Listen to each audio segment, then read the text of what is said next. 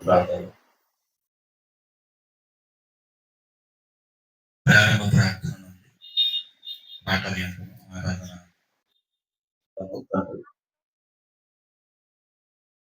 ఆ ముందు నిలబడి మాట్లాడిన సహోదరుడు సహాయం చేసిన కృతజ్ఞతాస్తుతులు తండ్రి. ఇక ఆత్మ అనే భంగము చెందుతారు సహోదరులు ఐక్యత కలిగి ఉండడం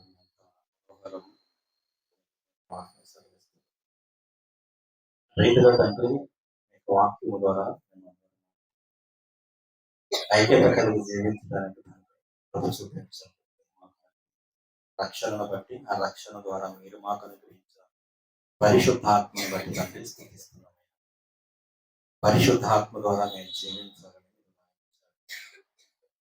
రోజున తండ్రి కుమారుడైన బాప్తిసం ఇచ్చి యోహాను గురించి కొన్ని మాటలు మేము ఆలోచించుకున్నాం. మీకు ఆత్మ సహాయాన్ని అనుగ్రహించండి. రక్షణకు కావలసిన మాటలు క్రీస్తునందు మమ్మల్ని స్థిరపరిచి బలపరిచి ఆశీర్వదించండి. ప్రియకుమారుడు రక్షకుడు ప్రభువైన యేసుక్రీస్తు వారి నామములో ప్రార్థన ఆమేన్.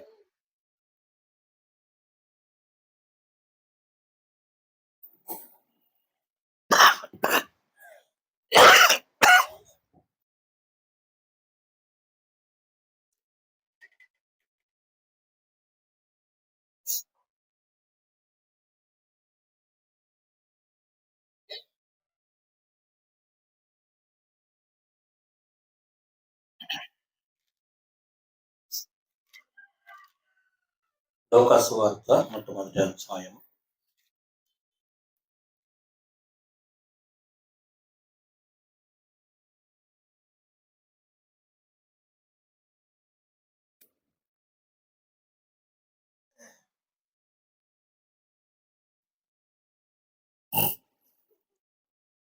సందర్భం మనకు తెలుసు కనుక 11వ వచనం నుంచి సందర్భానుసారంగా ఇప్పుడు మాట్లాడుకోవడానికి అనుకూలంగా చదువుకుంటాం.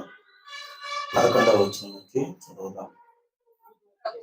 ప్రభువు దూత ధూపవేదిక కుడివైపున నిలిచి అతనికి కనబడగా జకర్యా అతన్ని చూచి తొందరపడి భయపడిన వాడాయను. అప్పుడు ఆ దూత అతనితో, జకర్యా భయపడకుము, నీ ప్రార్థన వినబడినది. నీ భార్య అయిన ఎలీషాబెతు నీకు కుమారుని కొనును. అతనికి యోహాను అను పేరు పెట్టుదువు. అతడు ప్రభువు దృష్టికి గొప్పవాడై ద్రాక్షారసమైనను మద్యమైనను త్రాగక తన తల్లి గర్భమున పుట్టినది మొదలుకుని పరిశుద్ధాత్మతో నిండుకొనిన వాడై ఇశ్రాయేలీయులలో అనేకులను ప్రభువైన వారి దేవుని వైపునకు తెప్పును. మరియు అతడు తండ్రుల హృదయములను పిల్లల తట్టును అవిధేయులను నీతిమంతుల జ్ఞానమును అనుసరించుటకును చెప్పి ప్రభువు కొరకు ఆయత్తపడి ఉన్న ప్రజలను సిద్ధపరచుటకై ఏలియా యొక్క ఆత్మయు శక్తియు గలవాడై ఆయనకు ముందుగా వెళ్ళెను గనుక నీకు సంతోషమును మహానందమును కలుగును. బాప్తిసమిచ్చు యోహాను గురించి దేవుడు రాయించిన మాట.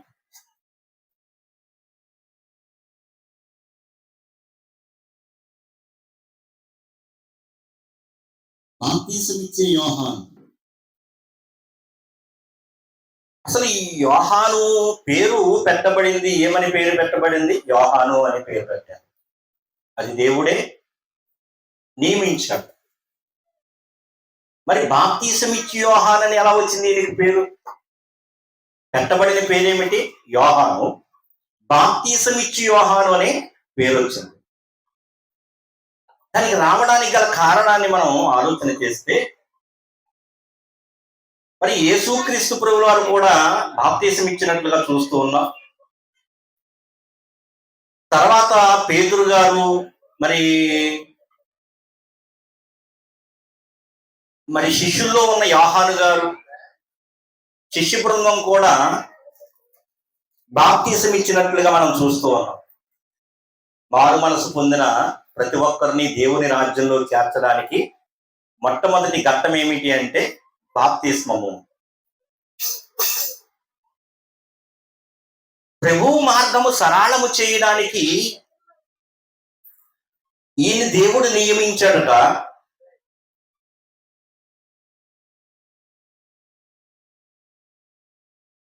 యేసుక్రీస్తు ప్రభువారు ఎవరు? నేనే మార్గము అని చెప్పాడు కదా. అంటే ప్రపంచ ప్రజలందరికీ మార్గము యేసుక్రీస్తు అయితే, ఆయన మార్గాన్ని సులువు చేయడానికి ఒక ప్రవక్తను ముందుగా పుట్టించవలసి వచ్చింది పరలోకపు తండ్రికి. ఎందుకు అని మనం ఆలోచన చేస్తే, ఇదిగో ఈ బాప్తిసం ఇచ్చే కార్యక్రమాన్ని మొట్టమొదటిగా ప్రారంభించింది ఈ యోహాను గారే అని మనకు అర్థమవుతుంది. అంత క్రితం బాప్తిసము అనే కార్యక్రమం, ఈ యొక్క కార్యక్రమం అనేది ఇశ్రాయేలీలకు కానీ ప్రపంచ ప్రజలకు కానీ ఎవ్వరికీ కూడా తెలియని కార్యక్రమం. ఇశ్రాయేలీలకు ఏమిటి గొప్పతనం అని మనం ఆలోచన చేస్తే సున్నతి. అది అబ్రహాము ద్వారా నియమింపబడిన మేలైన క్రియగా మనం చూస్తూ ఉన్నాం. అంటే మనుషుల్లో నుండి దేవుడు అబ్రహాముని గొప్పవాడిగా ఎంచుకున్నట్లుగా ఆ యొక్క క్రియ ద్వారా మనం చూస్తూ ఉన్నాం. ఇశ్రాయేలీలు అవ్వడానికి, లేక దేవుని ప్రజలు అవ్వడానికి, అబ్రహాము సంతానం అవ్వడానికి పాత నిబంధనలో ఒకే ఒకటి ఉంది. అది ఏమిటి అంటే సున్నతి. అబ్రహాముకి పుట్టిన సంతానమే కాదు, వారి ఎంట ఉన్నవారు లేక కూలికి వచ్చిన వారు ఎవరైనా ఇష్టమైతే కనుక, అంటే వెండి చేత కొనబడిన వారిని ఎవరినైనా సరే దేవుని పిల్లలుగా మార్చుకోవాలి, లేక అబ్రహాము పిల్లలుగా పిలువబడాలి అంటే ఒకే ఒక క్రియ ఏమిటి అంటే సున్నతి అనే కార్యక్రమం చేపడితేనే వాళ్ళు దేవుని సంతానముగా పిలువబడుతున్నారు. నూతన నిబంధనలో మనమందరము దేవుని పిల్లలు అవ్వడానికి ఒకటే ఒకటి మూలం.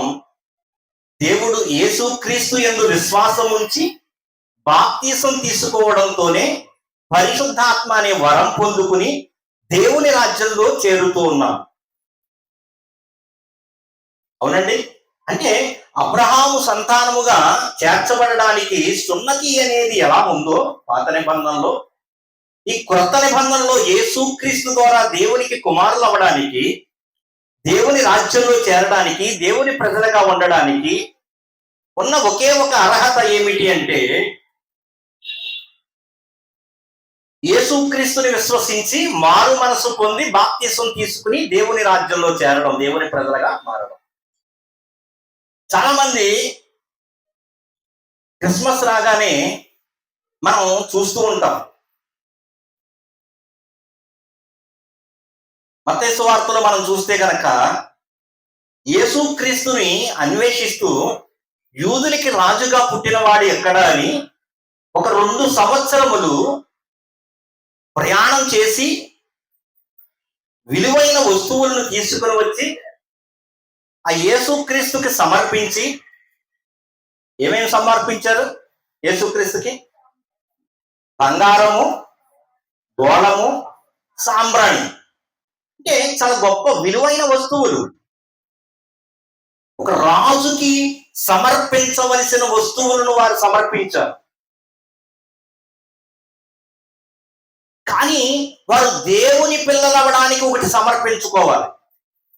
అంటే ఆ యేసుక్రీస్తుని ఏమని నమ్మితే వారు దేవుని పిల్లలు అవుతారో ఆ క్రియ అయితే వాళ్ళలో జరగలేదు. జరిగిందండి. యేసుక్రీస్తుకి అవన్నీ సమర్పించి ఏమయ్యారు వాళ్ళు? తిరిగి ప్రయాణమై వెళ్ళిపోయారు. ఏమని వచ్చారు అసలు యేసుక్రీస్తు దగ్గరికి వాళ్ళు? యూదుల రాజుగా పుట్టిన వాడెక్కడా? మత్తయి సువార్త మొట్టమొదటి అధ్యాయంలో అనుకుంటాం.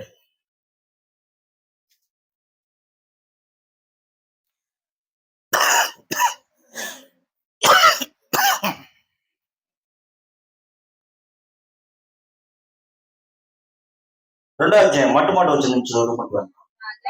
రాజైన హేరోదు దినముల యందు యోదయ దేశపు బెత్లెహేములో యేసు పుట్టిన పిమ్మట ఇదిగో తూర్పు దేశపు జ్ఞానులు యెరూషలేమునకు వచ్చి యూదుల రాజుగా పుట్టిన వాడు ఎక్కడ ఉన్నాడు?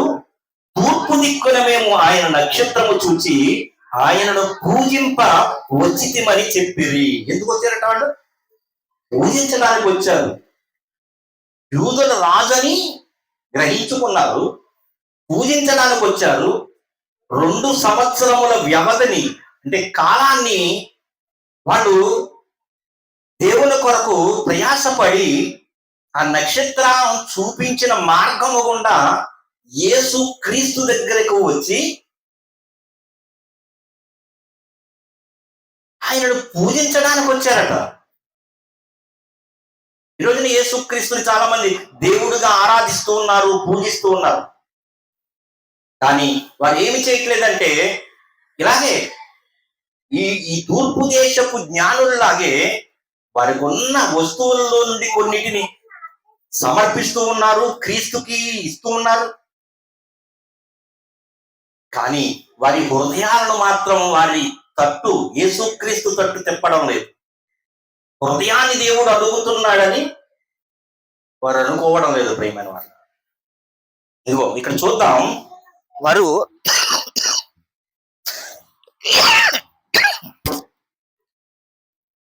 అప్పుడు రాజుకి చాలా కంగారు వచ్చేసింది. నేనుండగా ఇంకొక రాజు రావడం ఏమిటి, రాజు పుట్టడం ఏమిటి అని వచ్చింది. 10వ వచనం నుంచి చూసుకుంటూ వెళ్దాం. చూడండి. వారు ఆ నక్షత్రమును చూచి అత్యానందభరితులై ఇంటిలోనికి వచ్చి తల్లి అయిన మరియను ఆ శిశువును చూచి సాగిలపడి ఆయనను పూజించి తమ పెట్టెను విప్పి బంగారమును, సాంబ్రాణిని, గోళమును కానుకలుగా ఆయనకు సమర్పించిరి. గొప్ప గొప్ప వస్తువులు, బంగారాన్ని, గోళాన్ని, సాంబ్రాణిని సమర్పించేశారు క్రీస్తుకి.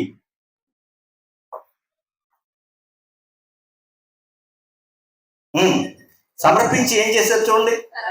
తరువాత హేరోదు నద్దకు వెళ్ళవద్దని స్వప్నమందు దేవుని చేత బోధింపబడిన వారై వారు మరి యొక్క మార్గమున తమ దేశమునకు తిరిగి వెళ్ళిరి. ఎక్కడికి వెళ్ళిపోయారండి? తిరిగి వెళ్ళిపోయారు, దేశానికి వెళ్ళిపోయారు.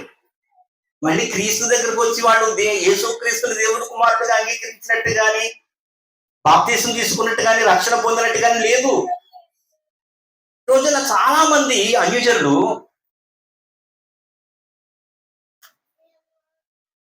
చాలా చోట్లకి క్రైస్తవ సమాజాలకాడికి వెళుతూ క్రిస్మస్ పండుగ రాగానే ఒక అరటి గెలను ఇవ్వడం కానివ్వండి, లేక పేద ప్రజలకు బట్టలు పంచిపెట్టడం కానివ్వండి, ఏవేవో బహుమతులను లేక వారికి ఉన్న ధనాన్ని ఖర్చు పెడుతున్నారు. కానీ అసలు యేసుక్రీస్తు ఎవరు, ఆయన మేము ఎందుకు నమ్ముకోవాలి అని ఆలోచన లేదు.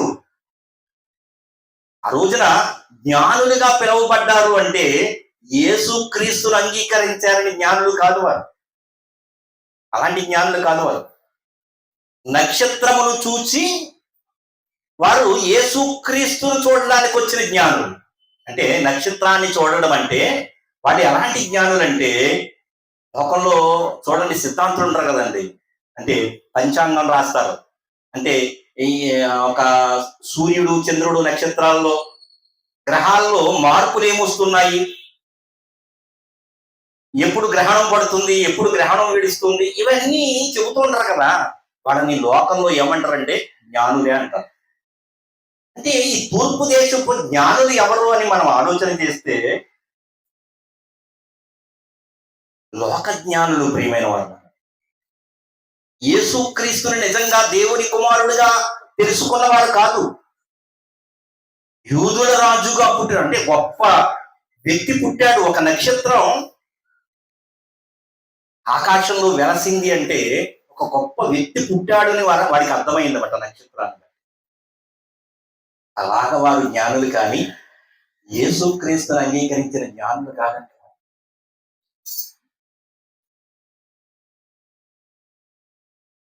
ఈ రోజున యేసుక్రీస్తును అంగీకరించామని చెప్పుకుంటున్న మనము, యేసుక్రీస్తుని ఎరిగామని చెప్పుకుంటున్న మనము ఏవేవో చెయ్యాలనుకుంటూ ఉన్నాము, సువార్త కాడిని మొయ్యాలనుకుంటూ ఉన్నాము, లేక ఏదో దేవుడు చెప్పిన ఆజ్ఞలు పాటించాలి అని అనుకుంటున్నాం. కానీ దేవుడిచ్చిన కృపను బట్టి ఆయన సన్నిధిలో మనం అందరము మోకరించి ప్రార్థన చెయ్యాలి, అపోస్తుల బోధ యందు నిలిచి ఉండాలి, దేవుణ్ణి స్తుతించే వారిగా ఉండాలి, రొట్టె విరిచే కార్యక్రమంలో మనం తప్పనిసరిగా ఉండాలి అని చాలా మంది దూరం అయిపోతూ ఉన్నారండి.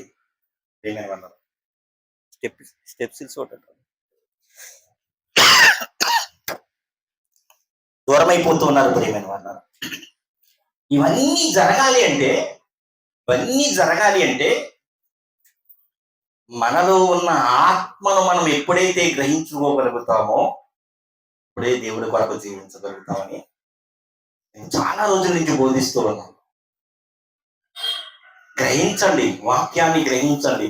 మనకు జీవం ఏమిటి, మనకు దేవుడిచ్చిన వాక్యం ఏమిటి, ఆ వాక్యాన్ని మనం రిసీవ్ చేసుకుంటే మనం ఎలా జీవిస్తాము అనేది దేవుని ఒక వాక్యం సెలవిస్తూ ఉన్నది.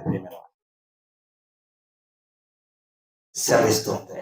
చూడండి, ఇక్కడ యేసుక్రీస్తుకు ముందుగా వచ్చిన ఈ ప్రవక్త ఎందుకు రావాల్సి వచ్చింది అంటే లోకానికి మార్గమై ఉన్న క్రీస్తు మార్గాన్ని సరళం చేయడానికట.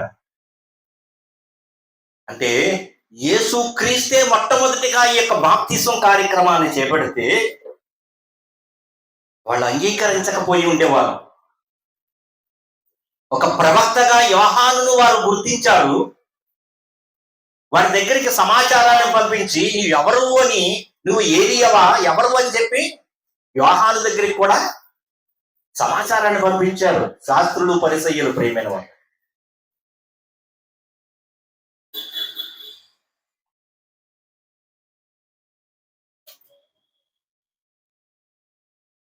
ఎందుకు ఈయన దూతగా వచ్చాడు, ఆయనకు ముందుగా పుట్టాడు, ఆయన మార్గాన్ని సరళం చేయడానికి ఎందుకు వచ్చాడు అంటే అప్పటి వరకు అసలు బాప్తిసం అనే కార్యక్రమమే భూమి మీద లేదు ప్రియమైన వాళ్ళు. భూమి మీద లేదు. దాన్ని పరిచయం చేయడానికే బాప్తిసం ఇచ్చి యోహాను పుట్టాడు. అందుకని ఈయన బాప్తిసం ఇచ్చి యోహాను అనే పేరు రావడం జరిగింది. ఈయనే మొట్టమొదటిగా బాప్తిసం ఇవ్వడం చేశారు. మీరు మారు మనసు పొందండి, మారు మనసు నిమిత్తము బాప్తిసం పొందండి అని అరణ్యంలో కేకలు వేసాడట ప్రేమ. ఇదంతా ఎలా తెలిసింది ఆయనకి? ఎవరు నేర్పించారు? తల్లిదండ్రులు నేర్పించారా? ఎవరు నేర్పించారు అంటే ఇదిగో ఆయనకి ఇవ్వబడిన ఆత్మ ద్వారానే అవన్నీ చేసినట్లుగా మనం చూడగలుగుతాం.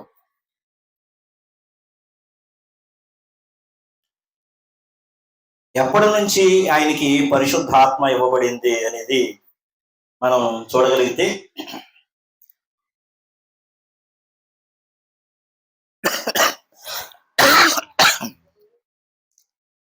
తల్లి గర్భమును పడినది ఎన్నో వచనం చూడండి.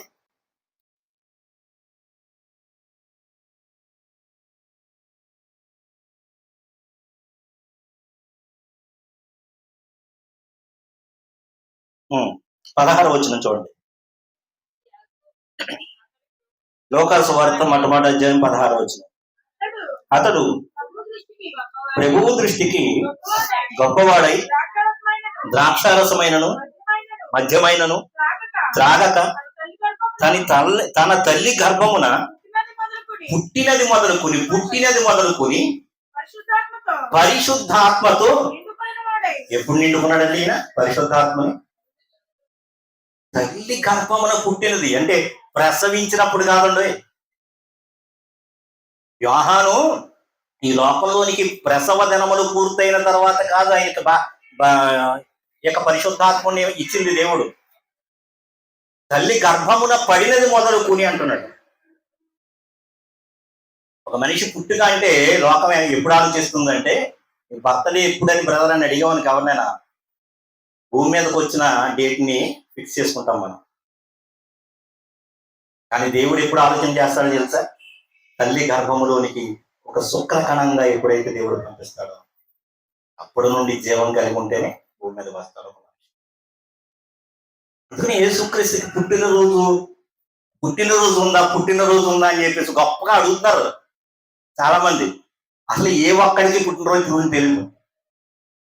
ఏ ఒక్కడికి తెలియదు పుట్టినరోజు. ఏ డాక్టర్ చెప్పలేడు, ఏ శాస్త్రవేత్త కూడా చెప్పలేడు. ఆ శుక్రకణం ఎప్పుడు ఆ తల్లి గర్భంలోకి వెళ్ళిందో పిండంగా రూపించుకుంటూ భూమి మీద ఉన్న ఏ మనిషికి తెలియదండి. యేసుక్రీస్తు పుట్టిక తెలుసా అంట. ఆ తెలుసాని ప్రశ్నించే వాడికే వాడి తల్లి గర్భంలో ఎప్పుడు పడాడో వాడికి తెలియదు. కానీ యోహాను తల్లి గర్భములో పడినది మొదలుకొని పరిశుద్ధాత్మతో నిండుకున్నాడట. ఆ పరిశుద్ధాత్మతో నిండుకున్నవాడై చక్కగా జీవించాడు. ఆయన ఏమి చెయ్యాలో వాటన్నిటినీ చేశాడు. ద్రాక్షారసమును తీసుకోలేదట, మద్యమును తాగలేదట, తండ్రుల హృదయాలను పిల్లల వైపుకు తిప్పడానికి, అవిధేయులైన వారిని నీతిమంతుల వైపుకు తిప్పడానికి, ఇశ్రాయేలు ప్రజలను దేవుని వైపు తిప్పడానికి యేసుక్రీస్తు కంటే ముందుగా యోహాను ఒక ప్రవక్తగా దేవుని మార్గమును అంటే క్రీస్తు మార్గమును సరళము చేయడానికి యేసుక్రీస్తు కంటే ముందుగా వచ్చిన వాడే ఈ బాప్తిసం ఇచ్చి యోహాను.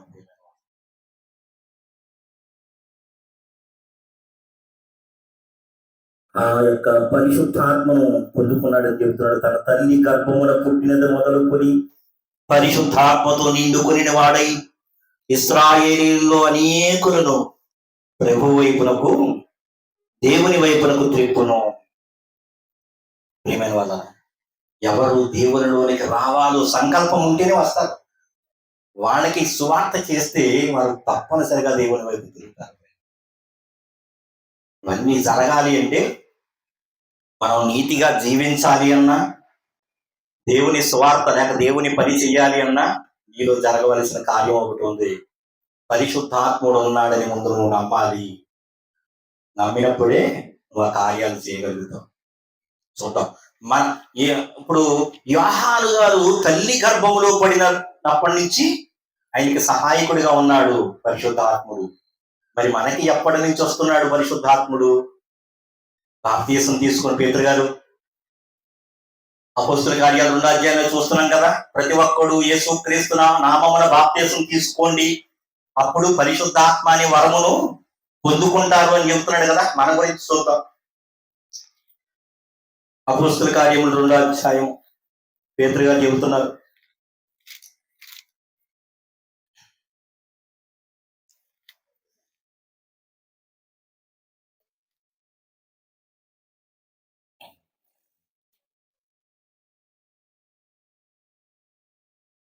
ముప్పై 7వ వచనం నుంచి చూడండి.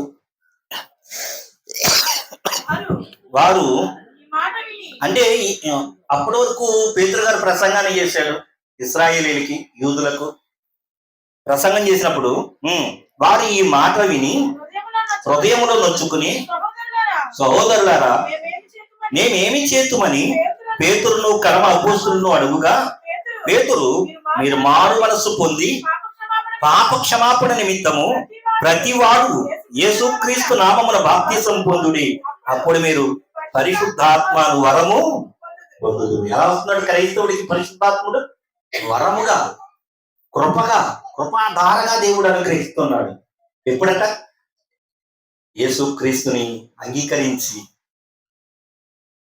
ఎప్పుడైతే మనం మోకరించి ప్రార్థన చేసి, ఇదిగో నా పాపము నిమిత్తం యేసు క్రీస్తు మరణించాడు అని నమ్ముతున్నాము, వారిలోనికి పరిశుద్ధాత్మ అనే వరాన్ని దేవుడు అనుగ్రహిస్తున్నాడు.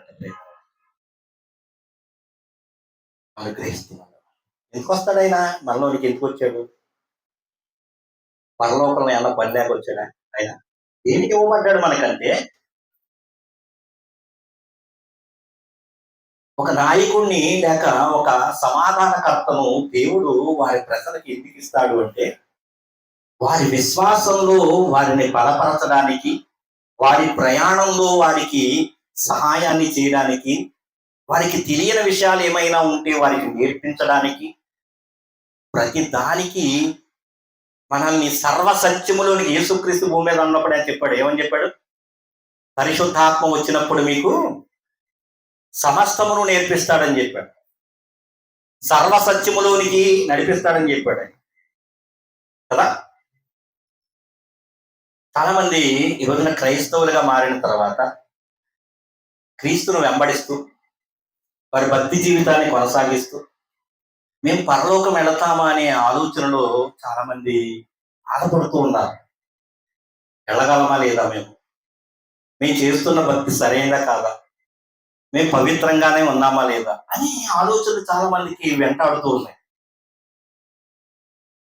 నీలో ఉన్నవాడు లోకములో ఉన్నవాని కంటే గొప్పవాడు, ఇది నమ్మాలి. ముందు నువ్వు శత్రువుని జయించాలి అంటే నీ బలం నీకు తెలియాలి. ఆ శత్రువుని జయించాలి అంటే శత్రువు యొక్క బలహీనత ఏమిటో కూడా తెలియాలి. ఎక్కడ కొడితే వాడు పడిపోతాడో తెలియాలి.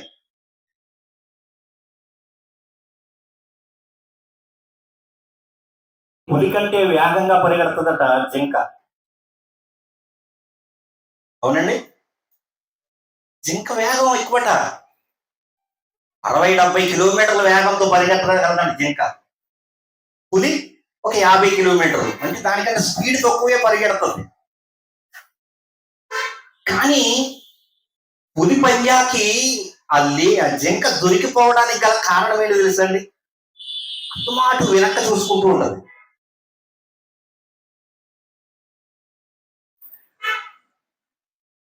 నన్ను పట్టేసుకుంటదు అని చెప్పేసి ఏం చేస్తుంది? వెనక్కి తిరిగినప్పుడల్లా ఏం చేయాలి? స్పీడ్ ఆగిపోతూ ఉండదు.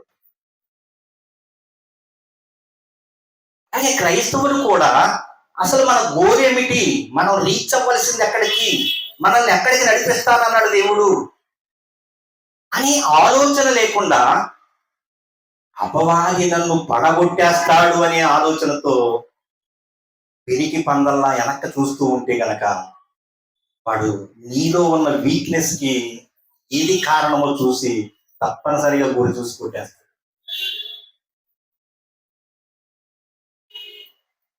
ఆ రోజున యేసు క్రీస్తుని శోధించిన వాడు, నువ్వు దేవుని కుమారుడు అయితే అన్నాడు. తెలియదా వాడికి? తెలుసు. కానీ యేసు క్రీస్తు, నువ్వు దేవుని కుమారుడు అయితే ఈ రాళ్లను రొట్టిగా చేసుకో, అలాంటి పరీక్షలు మనకు కూడా తీసుకొస్తూ ఉంటాడు. నువ్వు విశ్వాసం గల దానివైతే, నువ్వు పరిశుద్ధురాలు అయితే అని క్వశ్చన్స్ మనకి రేకెస్తూ ఎత్తిస్తాడు. ప్రేమ మనం మన యొక్క పరిస్థితులను కాపాడుకోలేము అని దేవుడు తన ఆత్మనిచ్చాడు. ఇది మనకు అర్థం అవ్వాలి ముందుగా. మొట్టమొదటిగా తిమోతికి రాసిన 2వ పత్రికలో మాట చూద్దాం సందర్భాన్ని బట్టి. దేవుడు ఎలాంటి ఆత్మనిచ్చాడో మన పవిత్రతను కాపాడుకోలేము అనే ఆలోచనతో కొంతమంది ఉన్నారు జనాలు. చాలా మంది ఈ రోజున దేవుణ్ణి ఆరాధిస్తూ, దేవుని కొరకు బ్రతుకుతూ, దేవుని కొరకు స్వార్థ చేస్తూ, నేను అపవిత్రుణ్ణేమో అనే అభద్రతా భావంలో ఉన్నారు. తిమోతికి రాసిన 2వ పత్రిక మొట్టమొదటి అధ్యాయము 7వ వచనం. అసలు మనకి ఇవ్వబడిన ఆత్మ ఎలాంటిదో తెలియాలి. దేవుడు మనకు శక్తియు ప్రేమయు ఇంద్రియ నిగ్రహము గల ఆత్మనే ఇచ్చెను గాని పిరికితనము గల ఆత్మను ఇదేనట. ఎలాంటి ఆత్మ ఇచ్చేది చెప్తున్నాడు. తెలుసుకోవాలి మనం. అపవాది గురించి మనకి ఎప్పుడు భయం కలుగుతుంది? మనలో ఉన్నవాడు శక్తిహీనుడని అర్థమైతే, అవతలుడు బలవంతుడైతే అప్పుడు మనం ఏం చేస్తాం? వాడికి దాసోహం అయిపోతాం. ఇప్పుడు మనలో ఉన్న పరిశుద్ధాత్ముడు ఇంత గొప్పవాడైనప్పుడు, లోకములో ఉన్నవాడి కంటే మనలో ఉన్నవాడు గొప్పవాడైనప్పుడు, లోకములో ఉన్న వాటిని నేను జయించలేనని ఎందుకు అనుకుంటున్నారు మీరు? లోకంలో ఉన్నది ఏంటి? శరీరాశ, నేత్రాశ, జీవపటము. ఇవన్నీ ఎవరి వల్ల కలిగినాయంట? అపవాది వల్ల కలిగినాయి అన్ని. వాటిని అన్ని జయించాలనే దేవుడు కుమారుడు ప్రత్యక్షమయ్యాడు. కలువరి శిలువలో ప్రాణత్యాగం చేసి ఏం చేశాడు? దాని తలను చితక్కొట్టేశాడు. అపవాది తలను చితక్కొట్టేశాడు. ప్రేమ వాడికి బలము కొద్దిగా అని, వాడికి సమయము కొద్దిగా అని మనల్ని మోసపుచ్చడానికి ఈ రోజున ఏమంటున్నాడంటే, నీవు దేవుని కుమారుడివేనా అని మళ్ళీ మనం ప్రశ్నిస్తున్నాం. ఎలాంటి ఆత్మను నీకు దేవుడు ఇచ్చాడో నీకు గ్రహింపు లేకపోతే,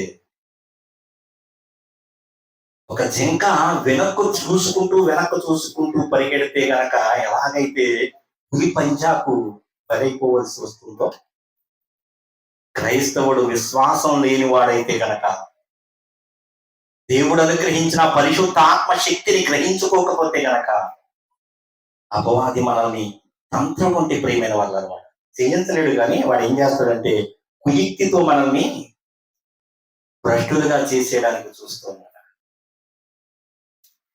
తిమోతికి పత్రిక రాస్తూ చెబుతున్నాడు, మనకి ఇవ్వబడిన ఆత్మ ఎంత గొప్పదో చెబుతున్నాడు. ఇక్కడ 7వ వచనాన్ని మరొకసారి చదువుకున్నాం. దేవుడు మనకు శక్తి సూపర్ పవర్ అండి. ఇది ప్రపంచంలో ఇంతకంటే పవర్ లేదు భూమి మీద ఇప్పుడు. అంత సూపర్ పవర్. శక్తి అంటే చదువుకుంటే తెలియదు. కరెంట్ పవర్ చూడండి. మన ఇంట్లో షాక్ కొట్టింది అనుకోండి, పర్వాలేదు, ఇబ్బంది ఏమి ఉండదు. కొద్దిగా తిమ్మురు వస్తుంది, లేకపోతే ఏళ్ళు కొంచెం ఏదైనా అవ్వచ్చు, పవర్ తక్కువ కాబట్టి. అదే ట్రాన్స్ఫార్మర్ దగ్గర ముట్టుకుంటే ఏమవుద్ది? బ్రతకడు వాడు. అసలు నీలో ఉన్న శక్తి కలిగిన ఆత్మ ఎంత గొప్పవాడో, నీకు ఎందుకు ఇవ్వబడ్డాడో, నీలో ఎందుకు ఉంటున్నాడో మనకు అర్థమైతే ఆయన చెప్పే మాటకు మనం లోబడతాం. ప్రియమైన శక్తియు అన్నాడు. Power, super power. అపవాది కంటే పవర్ అయినా పవర్ఫుల్. శక్తియు, ప్రేమయు, ఇంద్రియ నిగ్రహం. ఇంద్రియ నిగ్రహం అంటే సర్వేంద్రియానం నయనం ప్రధానము అన్నారు. అంటే ఇంద్రియాలలో కళ్ళు చాలా ప్రాముఖ్యమైనవి అని లోకం చెబుతుంది. దేవుడు కూడా ఒక మాట చెబుతున్నాడు, నీ సర్వ శరీరాన్ని స్వాధీనంలో ఉంచుకోవాలంటే నీ కళ్ళని చాలా జాగ్రత్తగా కాపాడుకో అంటున్నాడు దేవుడు. అంటే ఈ ఇంద్రియాలన్నిటినీ ఏంటంటున్నాడు ఇక్కడ? ఇంద్రియాలంట. ఇంద్రియ నిగ్రహం అంటే నేను ఎవరినైనా చూసి నేను ఆలోచన చేయకుండా ఉండలేకపోతున్నాను అంటుంటే ఏం చేస్తున్నాడు? పరిశుద్ధాత్మ ద్వారా జీవించట్లేదు ఆ వ్యక్తి. ఎప్పుడైతే పరిశుద్ధాత్మ ద్వారా జీవిస్తాడో ఆయన శక్తివంతుడు, నన్ను జీవింపజేయడానికి, నన్ను కాపాడడానికి, నాకున్న రక్షణ నుండి నన్ను కాపాడడానికి దేవుడు ఆయన ఇచ్చాడు అని ఎప్పుడైతే గ్రహిస్తామో, ఆయన సూపర్ పవర్ గా ఉన్నాడు, దేన్నైనా జయించగలడు ఆయన అని ఎప్పుడైతే నమ్మగలుగుతామో, ప్రేమను పుట్టిస్తాడట. ఇంద్రియ నిగ్రహం కదా. ఇంద్రియ నిగ్రహం అంటే శరీరం ఏదో కోరికలు కోరుకుంటూ ఉంటది, ఆ కోరికల నుండి నిన్ను కాపాడేది కూడా ఆ శక్తి కలిగిన ఆత్మే అని చెబుతున్నాడు. ప్రేమైన వాళ్ళ ఇంద్రియ నిగ్రహం ఏమోనండి. ఇంద్రియ నిగ్రహం లేదు మాకు అనుకుంటారా? అంటే నువ్వు ఎవరి మాట వినడం లేదు, పరిశుద్ధాత్మ మాట వినడం లేదు. నీ నాలుక నీ స్వాధీనంలోనికి వచ్చేయాలి. ఒక్కొక్కసారి మంచి మాటలు మాట్లాడడానికి, ఒక్కొక్కసారి చెడ్డగా దూషణ మాటలు పలకడానికి రెండింటికి ఉపయోగించొద్దని చెప్పాడు యాకోబు. ఒకే జలలో నుండి తీయని నీరు ఉప్పని నీరు రావు, చేదు నీళ్ళు రావు. ఒక నూతిలో ఆ నీళ్లు తీయగా ఉంటాయి అంటాడు అనుకోండి, ఎన్ని నీళ్లు తోడినా తీయటి నీళ్లు వస్తాయి.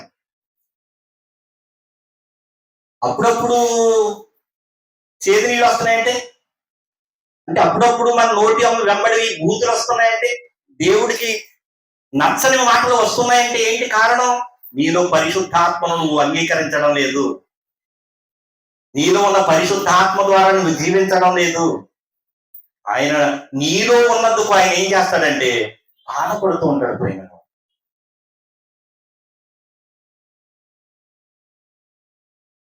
శక్తియు ప్రేమయు ఇంద్రియ నిగ్రహము కలిగిన ఆ ఆత్మనే ఇచ్చాడట. ఆ ఆత్మను గ్రహించుకోనా ముందు, ఆత్మను గ్రహించుకో, చక్కగా జీవించగలుగుతాం. ఎవరితో ప్రేమగా మెసలాలి, ఎలా జీవించాలి, ఎలా మాట్లాడాలి, ఇంద్రియాలను ఎలా నిగ్రహించుకోవాలి, అలాంటి శక్తిని దేవుడు నీకు అనుగ్రహిస్తున్నాడు, నాకు అనుగ్రహిస్తున్నాడు. లోకంలో ఉన్న వాళ్ళతో మళ్ళీ మాట్లాడడానికి లేదు.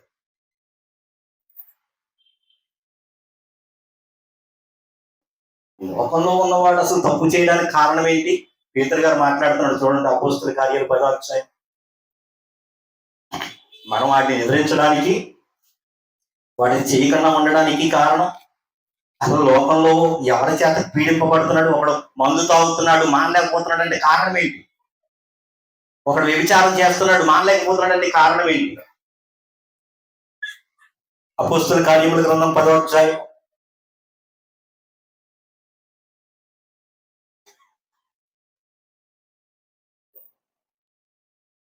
38వ వచనం నుంచి చదువుదాం.